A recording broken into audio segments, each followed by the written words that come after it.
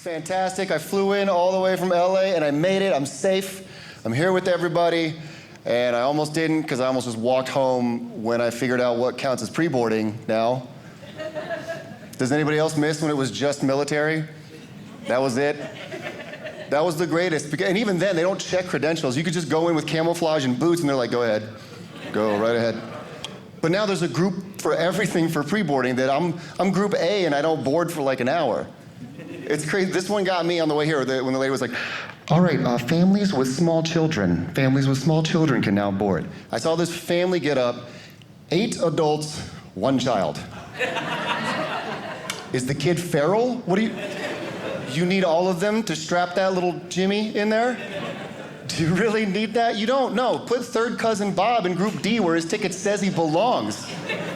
That's where he goes.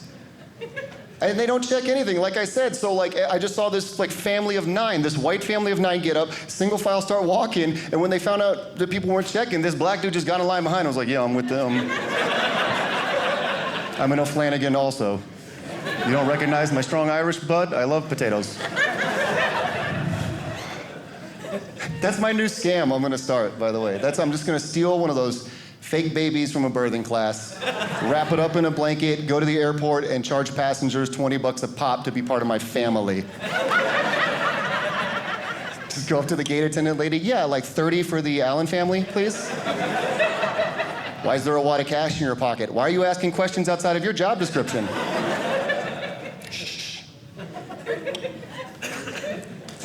I live in LA now, like I said. I'm from Indianapolis, Indiana, so I'm like a Midwest kid. That's my vibe, yeah, a couple claps for Naptown. It's crazy though, I was middle class out there, moved to LA and was immediately broke. Immediately broke. I don't know if you guys ever been so broke to the point where you had a vacuum that left more on the floor when you were done using it than beforehand. No one here's had a dirt devil? Where you just kick the thing on and the dust cyclone doesn't even spin. It just stands there looking at you like, well, maybe if you got a real job, this wouldn't be a problem. This actually happened once. This is no joke. I kicked it on. I had the tube on because I wanted to get the corners like a gentleman. I kick it on. A roach came out of the tube. Do you understand? He beat the current he fought the wind and the elements to escape this cavern of death he was in. He saw the light and was like, oh, it's so bright. And here's the crazy thing, the suction was just bad enough that when he came out, I was like, ha! And he was this far away from the tube the whole time, just fighting it, just fighting the current. So I'm trying to get him, I'm like, I'm gonna get you, dude, I'm gonna get you. And he's like, you're not getting me, bro, you're not getting me. You're not. And I was like, dude, I swear. And after doing this for 5 minutes, I just realized I made a Peloton for cockroaches. I might as well have stuck a little screen on the end of it that flipped up with like a little cockroach with a headband that's like, let's get that scurrying bot in gear, Susan, it's beach season. Last one of the crack in the wall's a rotten cockroach. Keep it up, Mary, or you're gonna see the bottom side of a boot, lady. Let's do this. This is a legitimate fear of mine, that one day I was gonna wake up to a noise like at 4 a.m., just be like, what's that? And like turn the light on and just see my fridge moving on its own out of the apartment. And I look underneath and it's just 10 ripped cockroaches like, thanks for the free leg day, bro. This is ours now. Try explaining this to your landlord.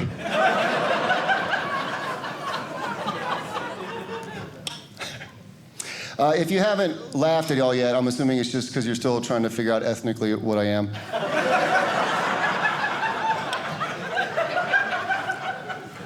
The best way to describe what this face means is half of me built the railroads in this country, and the other half told the first half to do that.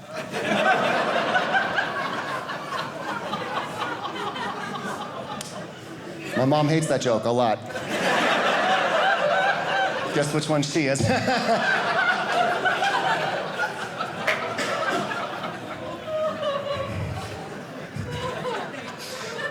On my white side, it's a lot of German. Very, very German. I speak German, almost fluently. I speak it pretty much fluently. So after the show, if you speak German, don't talk to me because I'm lying. But I speak it pretty fluently, and I love the language. I think it gets a bad rap because here they just show us German propaganda, basically. Like, they all sound like, like mean. When you listen to the language, it's kind of nice. And also, their language gives you an insight into how they think. The efficiency, literal, that's very German. For example, look at the translations from English to German, literally, and you will see how German minds work, all right? We say things in our language, in English, like, have fun, right? That's what you guys are doing now. Fun is just something you can have. You want some fun? Here, take some. Oh, look, I found some fun back here. You want it? Go take it. Germans say mach Spaß, which literally translates to make fun. Because you're not allowed to just have fun. In German, oh, you think you can just have the fun lying around? Or you think the fun just grows on the fun tree, and then you just climb the fun tree like a little fun monkey, and you grab the fun fruit, and this is delicious fun fruit. And the fun juice drips down the fun chin and the fun chest onto the fun ground. You think that's how this works? You didn't even plant that fun seed. That's someone else's. It grew into the fun tree, and you stole the fun fruit. You are a fun thief, and you steal fun. That is who you are. I wouldn't put it past a German person to go to a little girl, like 4-year-olds, for a birthday party, and be like, you little girl, what is all this? Ribbons, cake, presents? All for you, for fun? You know the only person who made fun on this day, who did work on this day? Your mother. This iPad is hers now. Thank you very much. Here you go, Mama. Have fun with Candy Crush. You, here's a stick, here's a knife, go whittle something, make some fun. What's your high score?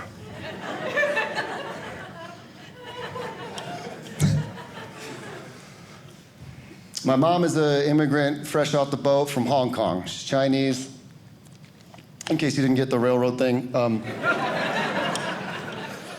And I feel for her, because she told me a lot of, moving to the Midwest, she told me a lot of, horror stories about the racism she had to encounter when she was here. So I was fully on board with the Stop Asian Hate movement. I was 100% on board with that. And my favorite story was about the 76-year-old Chinese grandma who got blindside punched, but then grabbed a stick and beat her assailant into a stretcher. Now, if you're not clapping or laughing and you didn't like that, think about if someone punched your grandma and then your grandma just went Rambo on them. How would you react? You'd be like, yo, grandma, you got this. I'm gonna hang back, scared of you more than ever. But here's why that's my favorite story. Because if that assailant, that dude was a little bit less racist, just a little bit, he would have known that a stick is a minority grandparent's favorite thing to beat people with. What? That's her secret weapon. That's like punching a gremlin near water. What are you doing? It's the same thing. In both instances, you're punching something ancient, tiny, and Asian that if it touches the thing next to it has the power to suddenly destroy you. It's insane. Do you understand what I'm saying? This woman's been beating kids since the Ming Dynasty. You don't think she can take out a millennial from the Bay Area? That's nothing. That is nothing to her. Catholic nuns watch YouTube tutorial videos of old Asian women just beating people with sticks like, yo, Mei Ling got hands. What do you think, sister? Subscribe? Yeah, I got this. I don't even think she picked up the stick. I think she got punched, landed, and then like Thor's hammer, she just reached down, wow, just knocked him across the freeway. Mei Ling for life. The only thing that would have made this story any better, the only thing, is if she would have handled the interview afterwards like a pro athlete.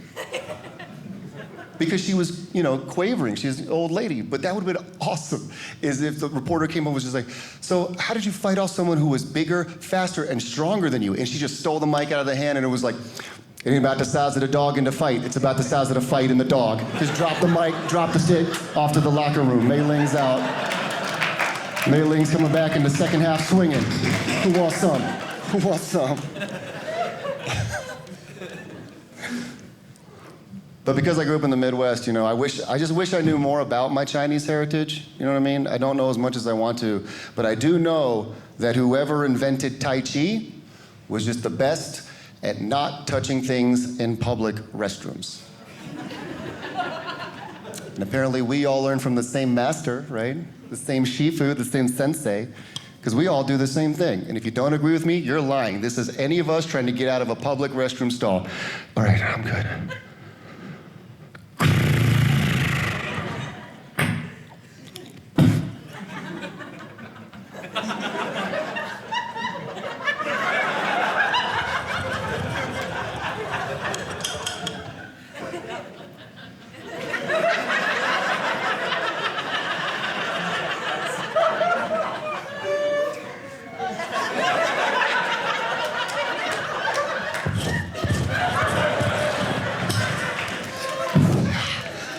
made it.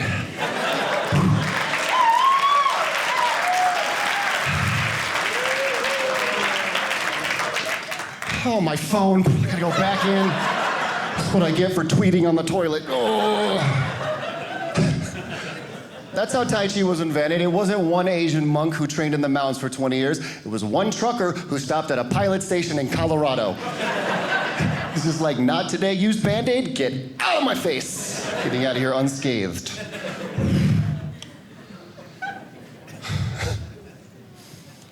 It's weird, people forget. People forget culture and heritage are different, right? You know what I mean? Heritage is just, your blood, who you are. You might be a little Irish, a little Scottish, a little, German, Chinese, whatever you are. But your culture is like who you grew up around. And I think that influences who you are more than anything, right? Your friends, your family, the people you're with right now, it's your culture. In Indianapolis, it was all black and white people. So I consider myself very culturally black and white. I talk very white around white people, as you can tell. And I talk very black around black people. Always an awkward silence, every show I've done, every time I say that. I don't care, judge me all you want. Those are my friends and family, I don't even care. You can judge me, all right? I say things like finna. I'm finna go do some comedy. When I want someone to repeat something, I say, give it to me one mo again. And they usually do. And most importantly, when I want to get at the end of a story, but I don't feel like telling the middle of the story, I say things like woo-woo to propel me to the end of that story. All right, confused white people, let me explain. Woo-woo is just a black version of the phrase, one thing led to another. That's all that is. It's just to take up 80% of a middle of a story you don't feel like telling. Here's a black dude telling a story. Hey man, me and my boys cruising up to this club, and all I said is like, woo woo woo. Dudes who came up, he said, ah, and I was like, ah, woo woo woo. My friend's like, whoop-de woo. And dudes was like, ah, woo woo woo on this side, ah, and then I fell off a bridge. And you're like, you don't want to clear up the middle of that? You went to a club and then bridge falling off. That's how that story went? If it was a book, it'd be prologue, woo woo, epilogue, end of book. Why are they building bridges near clubs? What city are you in? You just never know. As a matter of fact, that's how I thought Obama should have just pacified white people who didn't like him in his speeches to just confuse them and leave. How great would that have been? He just goes up there, listen. Now, they questioned my health care. And you know what? They questioned my birth certificate as well. And, to those people, I just have one thing to say. Woo, woo, woo, woo, woo, woo, woo, legalize gay marriage. Thank you very much.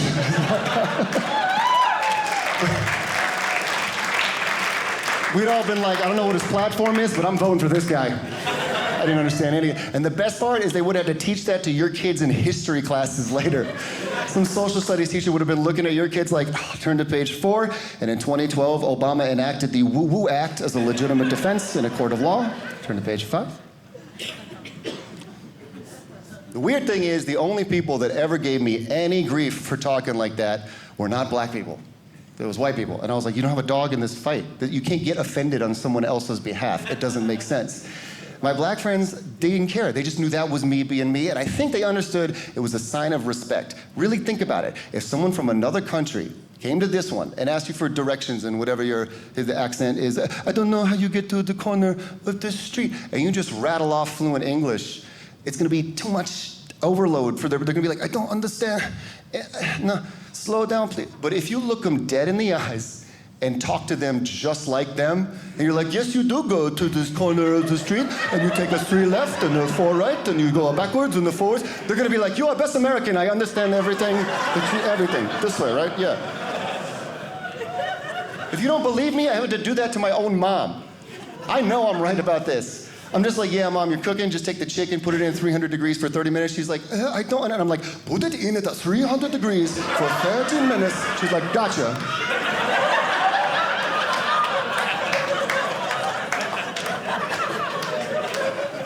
That's why I don't even think you should teach foreign languages in schools anymore. You should just teach broken English in other people's accents.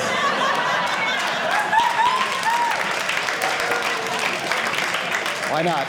Spanish 101 course. Today, class, we're covering confrontations. Repeat after me. Das no yours, Holmes. Now you go. Very good class. A+, dismissed early. Let's go home. I don't know if you guys are part of this club, exclusive club I became a part of called the Almost Getting a Ticket for Texting While Driving Club. And before you judge me, I was not texting. Not at all, okay? I was watching a movie. Queen's Gambit's dope, what do you want? No, I was on my GPS. So I thought it was okay, because I'm just following myself, right? And the cop pulls me over, I'm arguing with him, he's like, it's just as dangerous as texting, that's why it's the same ticket. And I was like, all right, fair enough, officer. But you know what's more dangerous than both of those things that's still legal to this day? A real map. This is less dangerous? This thing you only find in Toyota Tercels from the 90s? Takes 2 people to operate this thing. 4 hands and 1 knee to not die while you're doing this. No one in this room has ever opened a map and your first thought was, I'm gonna be on time today. No U-turns for this guy. No, I'm looking at this GPS, I'm like, I'm a blue dot, and it tells me to the decimal how many miles I need to go, with a blue line telling me exactly how to get there, and red where there's traffic. It's all crazy technology. In order to do a similar thing with a map, I gotta open it, grab the ruler out of the center console, and then see that 1 inch equals 20 map miles and try not to kill the family on the way to Disneyland. Like it's insane. Maps are so dangerous, they were weapons in movies in the 80s. You never seen those movies in the 80s? Action movies? They wrote it into so many scripts, it's so weird, where a guy would be chasing you on a motorcycle, you're shooting at him, we're out of ammo, what do we do? Some guy would be like, grab the map, and every time, what? No! Oh! Whose aim is that good at 80 miles an hour? 100% of the time on the freeway. Try doing that with your friend's GPS on the phone. Give me your phone, I'm gonna throw it out there. Excuse me, I just got my screen fixed. I just got it fixed. I don't have insurance anymore. Maps aren't dangerous. Please. Some guy came up to me after a show once, and he goes, hey man, you're really funny, but maps aren't that hard. I was like, who are you? He goes, oh, sorry, let me clear it up. I'm a map expert. I was like, is that like a degree from an elementary school? Like, what does that mean? He goes, me and my crew are hired by all the branches of the military to teach them how to use maps to get into advanced combat. And I was like, you just proved my point. You say maps aren't hard? Maps are so hard that they need to pay you 6 figures of our tax dollars and a pension so Navy SEALs aren't wandering the desert like, where's the war?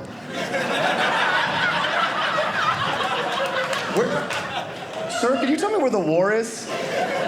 Could you point me to ISIS? He said, follow the missile blast, we'll get there in 5 minutes. That's what I do. If I ran an army, I would just take out all the map guys and you win. Because where will they go? They can't even go home. They don't know where they're going. You take out corporal latitude, sergeant longitude, you've won the war.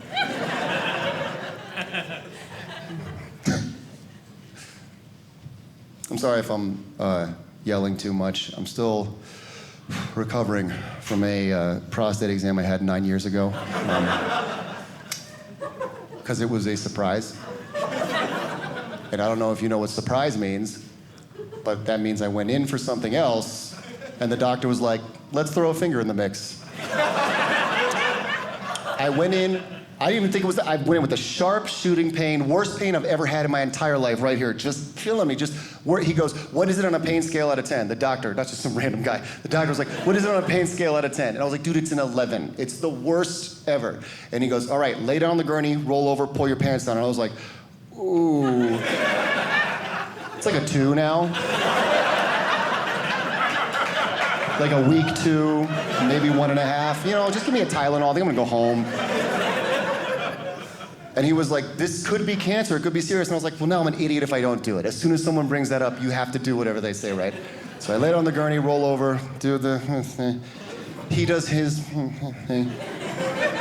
and then he goes, all right, your prostate's fine, quick, go pee in this cup, it could be a kidney stone. And I was like, why was that not the first option? What kind of sadistic doctor opens with the prostate exam? That's a closing move. No procedure follows that. That's a showstopper. You can't do a prostate exam and then be like, let's check those retinas. That doesn't...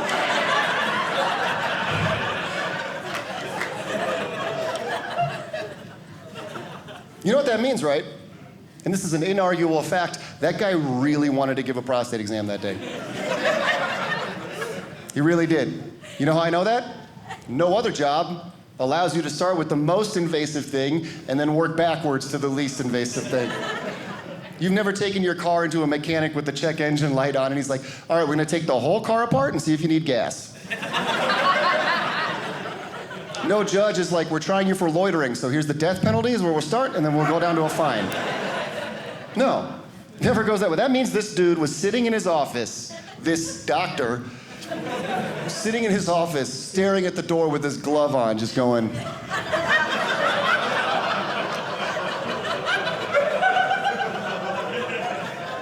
I don't care who comes through that door. And I don't care what symptoms he says he has. That boy's getting a prostate exam. Sheila, hold my calls. Got a big day ahead of me. A lot of halls to roam, if you know what I'm saying. And that wasn't even the worst part. The worst part was when he handed me the cup to pee in, he still had the glove on from earlier. What kind of weird power play is that? And you know what? That's not even the worst part. The worst part was when he left, the nurse came in and was like, who was that guy? Work here? No, you let him do what? All right, guys, that's my time. My name's Isak Allen. Thank you very much. You guys are fun.